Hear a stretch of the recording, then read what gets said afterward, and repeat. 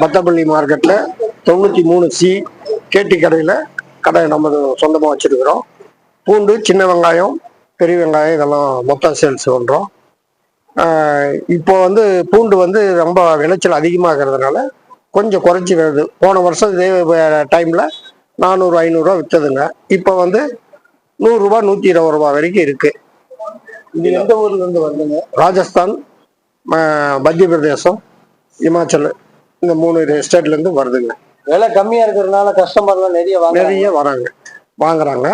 இப்போதைக்கு இப்போ வந்து கொஞ்சம் இப்போ 10 ரூபாய் 20 ரூபாய் ஏறிக்கிட்டே வரும். இதுக்கு மேல வந்து ஏறிக்கிட்டே வரும்னா அங்க விளைச்சல் வந்து கம்மியாயிடுச்சு, அவ்வளவுதான், ட்ரை ஆயிடுச்சு. விளைச்சல் அதிகமாயிடுச்சு.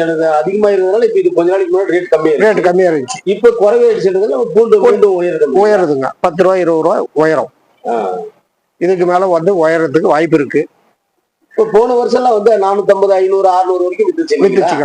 அப்ப எவ்வளவு கிலோ ஓடும் ஒரு நாளைக்கு உங்க கடையில? எங்க கடையில வந்து ஒரு வாரத்துக்கு 10 டன் விற்போம். 10 டன் அப்பயே எடுப்போம். இப்ப எவ்வளவு டன் எடுக்குறீங்க? இப்ப வந்து குறைஞ்சது இப்போ வந்து 20 டன்.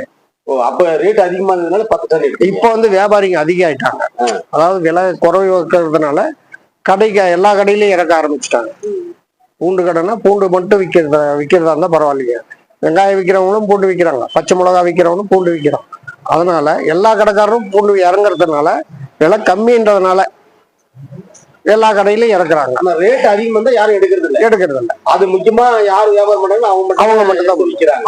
ரேட்டு குறையிறதுனால அவங்க எல்லாருமே வந்து பொதுவா காமனா விற்க ஆரம்பிச்சிட்டாங்க. எது விலை கம்மியா இருக்கோ அதை சேல் பண்றாங்க.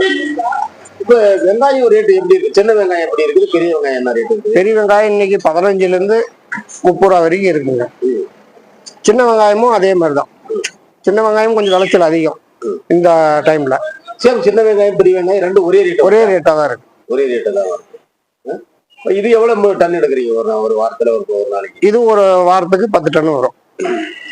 அதே மாதிரி இங்கிருந்து எங்க அனுப்புறீங்க நீங்க மூட்டைகள் வந்து பார்சல்? இங்க வந்து நாங்க மெட்ராஸ் வரைக்கும் அனுப்புறோம். இந்த கோயம்புத்தூர் வரைக்கும் அனுப்புறோம். அதே மாதிரி லோக்கல் வியாபாரிக்கு எப்படி ஒரு இப்ப ரெகுலரா வந்து ஒரு கஸ்டமர் வந்து வியாபாரி எடுக்கிறாங்க, வியாபாரிக்கு என்ன ரேட் கொடுக்குறீங்க? இல்ல தனிப்பட்ட முறையில வீட்டுக்கு ஒரு மூட்டை வாங்குறேன் அவங்களுக்கு இந்த மாதிரி கொடுக்குறீங்க? வீட்டுக்கு நாங்க இப்போ 1 கிலோ 2 கிலோ எல்லாம் கொடுக்குறது இல்லைங்க. மூட்டை கணக்கு தான் கொடுக்குறோம். சரி, மூட்டை கணக்கு கொடுக்கும்போது நாங்க மொத்தமா எடுக்கும்போது அவருக்கு ஒரு 2 ரூபா கம்மி கொடுப்போம். ஒரு மூட்டையா எடுக்கும்போது அந்த 2 ரூபா சேர்த்து விற்போம். பத்தப்பள்ளி மார்க்கெட் நாங்க வியாபாரம் செய்யறோம். ஹோல்சேல் வியாபாரம் செய்யறோம். மகாராஷ்டிரால இருந்து நாசிக்ல இருந்து வெளி தர வைக்கிறோம். 20 ரூபாய் 22 ரூபா. ஒரு மூட்டை என்ன ரேட்டு விக்குதுங்க? ஒரு மூட்டை 1500, 1500, 1200. போன மாசம் என்ன ரேட்டு வித்துச்சுங்க? போன மாசம் ரேட்டு 1300, 1400. இப்ப ரேட்டு இறங்கி இருக்குதா குறைஞ்சிருக்குதா? குறைஞ்சிருக்கு.